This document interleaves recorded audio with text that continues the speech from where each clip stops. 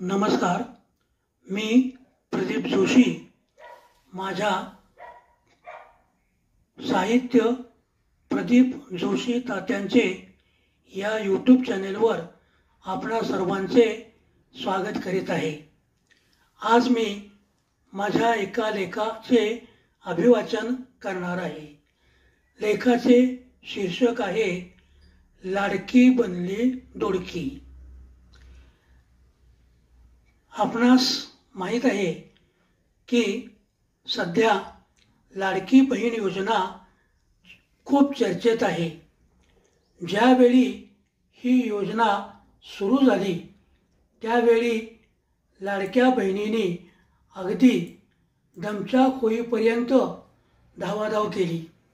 यादीत नाव आल्यावर कौतुकाने त्या सर्वांना योजनेबाबत सांगू लागल्या. बागायतदार, उद्योजक, नोकरदार सर्वांनीच हात धुवून घेतले. काही रकमेचे हप्ते देखील त्यांच्या नावे जमा झाले. मात्र कालांतराने काहीतरी चूक झाली याची जाणीव झाल्याने प्राप्तिकर विभागाकडून लाडक्या बहिणींच्या उत्पन्नाची चौकशी सुरू झाली. लाडक्या बहिणी क्षणात दोडक्या होतील की काय अशी स्थिती आज निर्माण झाली आहे. चेहऱ्यावरील आनंद लोप पावत चाललाय. नवनवीन बंधने घालून लाडक्या बहिणीचे दोडक्या बहिणीत रूपांतर केले जात आहे.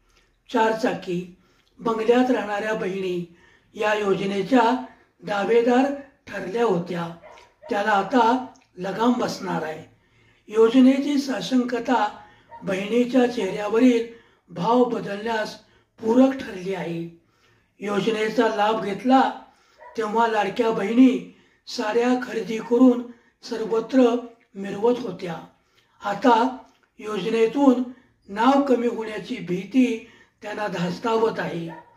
लाडक्या बहिणींना वाटले आपण आता कमवते झालो, सक्षम झालो, नवरेशाहीवर मात करणे आता अवघड नाही.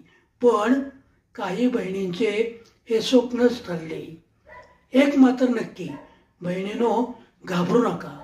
भावी काळात लाडकी लेक, लाडका जाबाई, लाडकी मेहुणी, लाडका भाऊ, लाडकी सवत अशा अनेक योजना आल्या तर नवल वाटून घेऊ नका.